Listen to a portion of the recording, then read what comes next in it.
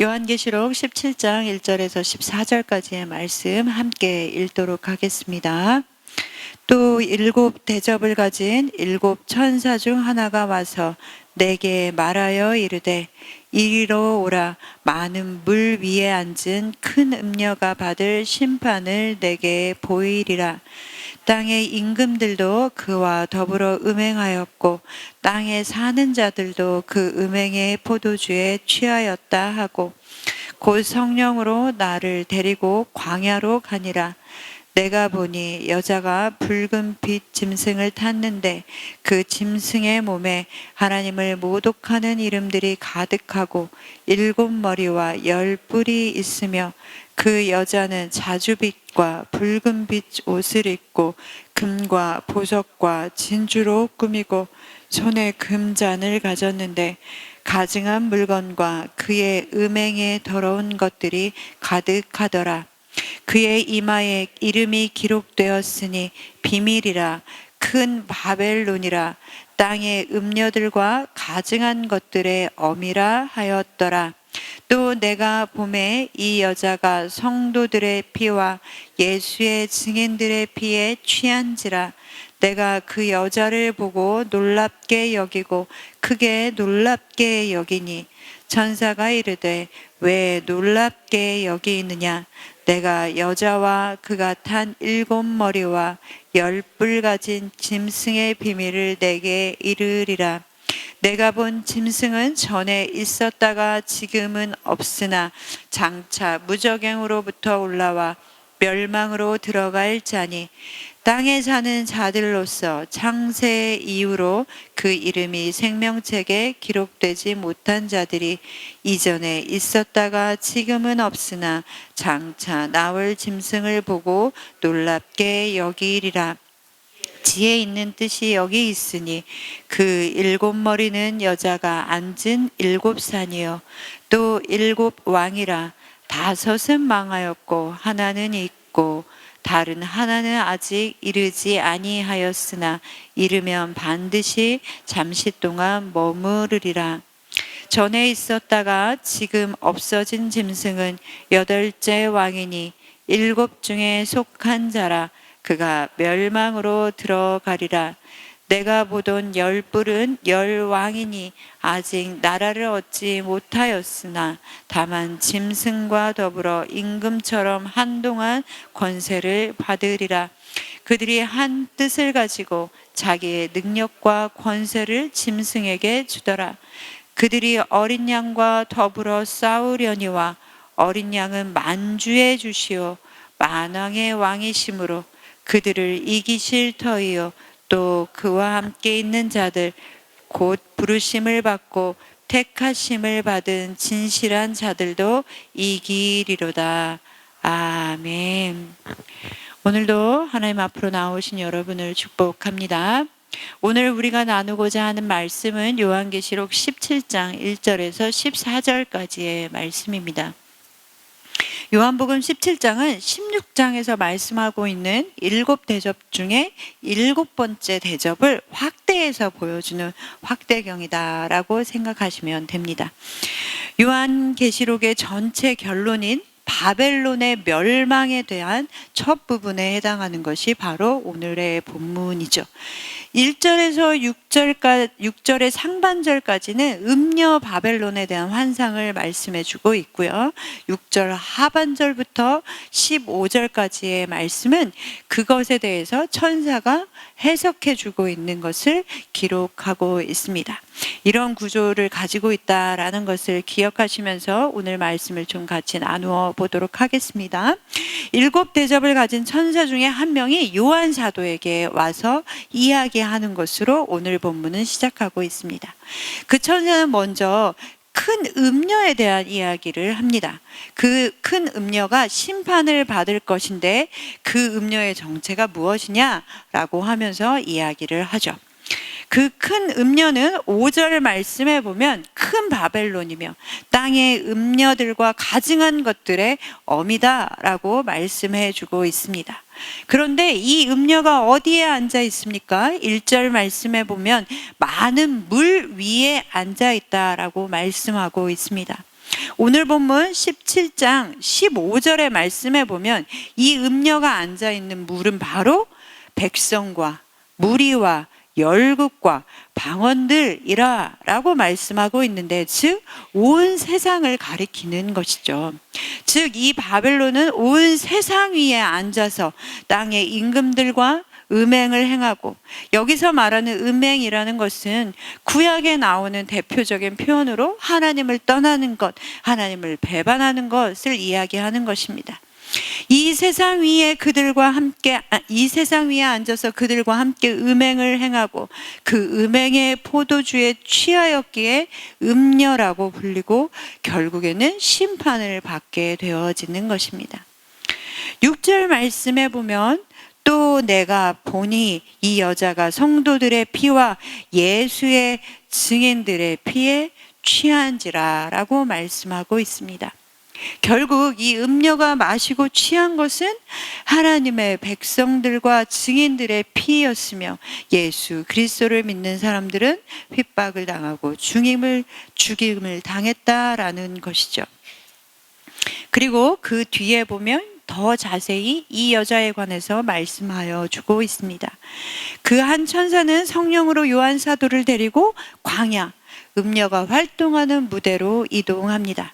거기서 큰 음녀는 하나님을 모독하는 이름들이 가득하고 7 머리와 10 뿔이 있는 붉은 빛의 짐승을 타고 있었습니다.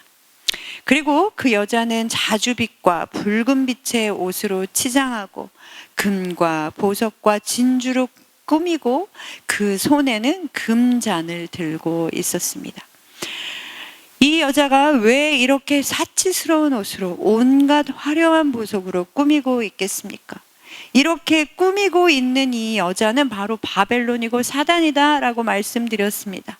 사단은 자신의 정체를 감추기 위해서 자신을 화려하게 치장합니다. 하나님보다 더 매력적으로 보이게 만들어서 사람들이 현혹되고 미혹되어 사단을 쫓도록 만드는 것입니다. 그것이 바로 사단의 목적이죠. 그 손에 들고 있는 금잔을 한번 보십시오. 그 여인이 금잔을 들고, 그 금잔은 좋은 것이나 그 안에는 가증한 물건과 그의 음행의 더러운 것으로 꽉 차 있다라고 성경은 말씀하고 있습니다. 사단은 그렇게 화려한 것으로 치장하고 있지만 그 안에는 온갖 악과 더러운 것뿐입니다. 결코 그의 본 모습을 감출 수는 없는 것이죠. 그렇기에 9절 말씀에 요한 사도는 지혜가 있어야 한다라고 말씀하고 있습니다. 이것을 분별하려면 여자와 짐승과 7 머리가 무엇인지 분명하게 알려면 우리에게는 영적인 지혜가 필요한 것입니다. 사랑하는 성도 여러분, 화려함과 그리고 매혹적인 것으로 보일 수 있지만 사단의 본 모습은 온갖 더러운 것, 그리고 죄와 죽음뿐인 것입니다. 큰 음녀 사단의 정체를 우리는 분명하게 알아야 합니다. 우리에게는 이 화려함과 눈에 보이는 것을 넘어 죄악과 온갖 더러운 것이 있다는 것, 그리고 하나님을 반역하는 것이 있다라는 것을 볼 수 있는 눈이 필요한 것이죠.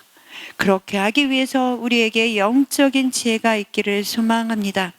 우리가 영적으로 민감하게 깨어있지 않으면, 우리에게 주시는 이 분별력과 지혜가 없다면 우리는 넘어질 수밖에 없는 것입니다. 사랑하는 성도 여러분, 하나님이 주시는 영적 지혜를 가지시고 바벨론을 따라가고 땅에 죄를 짓는 것이 아니라 하나님의 순결한 신부로 살아가시는 여러분 되시기를 소망합니다. 요한계시록에는 음녀와 대비해서 예수 그리스도의 순결한 신부의 모습은 어떠해야 하는지 말씀해주고 있습니다. 그 신부는 남편을 위해서만 단장한다라고 21장 2절의 말씀에는 말씀하고 있죠. 보석과 진주와 정금으로 장식한 그 모습을 새 예루살렘에 비유하고 있습니다. 또한 그리스도의 신부는 하나님의 거룩한 성도로서 로마의 사치와 불을 상징하는 자주색 붉은색 옷이 아니라 화려하지는 않지만 빛나고 깨끗한 세마포를 입도록 허락하시겠다라고 19장 8절 말씀에는 또한 말씀하고 있습니다. 그리고 그 세마포는 성도들의 옳은 행실이다라고 말씀해 주고 있죠.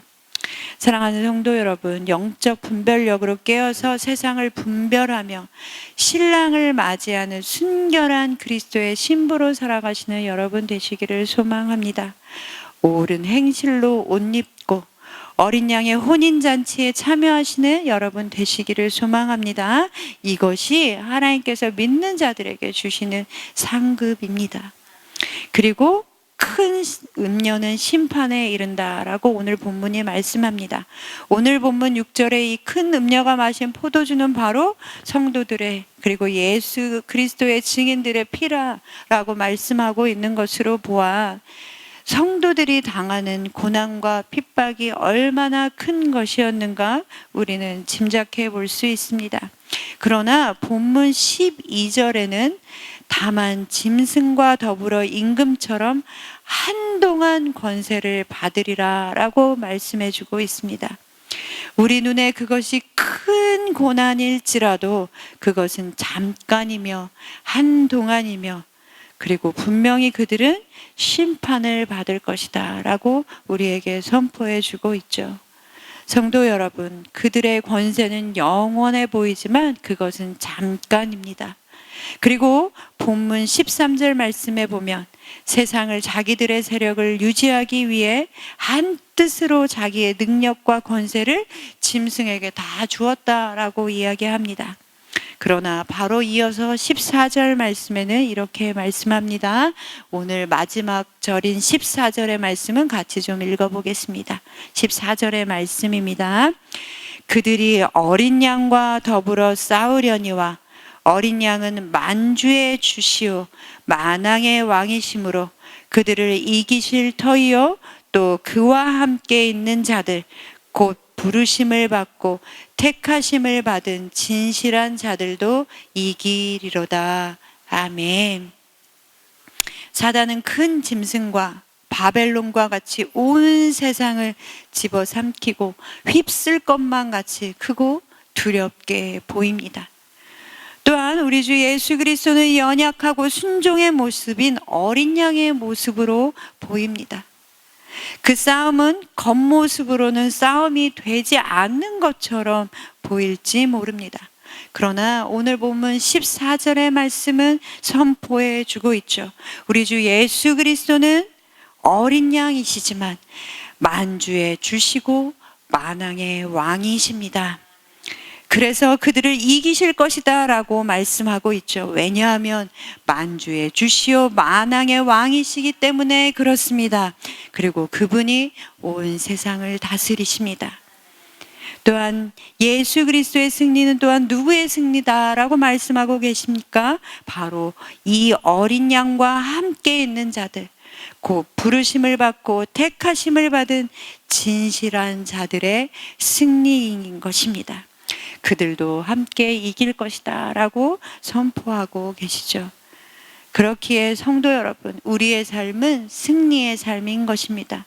그 누구도 예수 그리스도를 대적하여 이길 수는 없는 것입니다. 이 시대의 풍조는 거짓의 진리로 우리를 속이려고 합니다.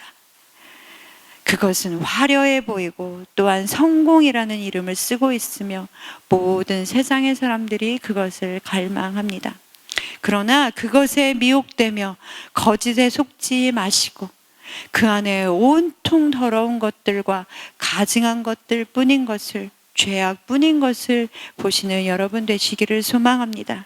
그것은 우리에게 승리가 아니라 죽음으로 우리를 가게 만듭니다.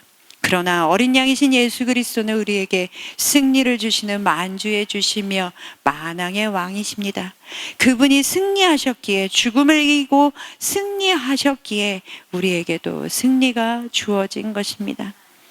오늘 우리에게 주시는 이 말씀, 곧 부르심을 받고 택하심을 받은 진실한 자들도 이기리로다. 이 말씀을 붙들고 살아가시는 여러분 되시기를 소망합니다. 오늘 하루도 승리의 삶을 살아가시는 여러분 되십시오.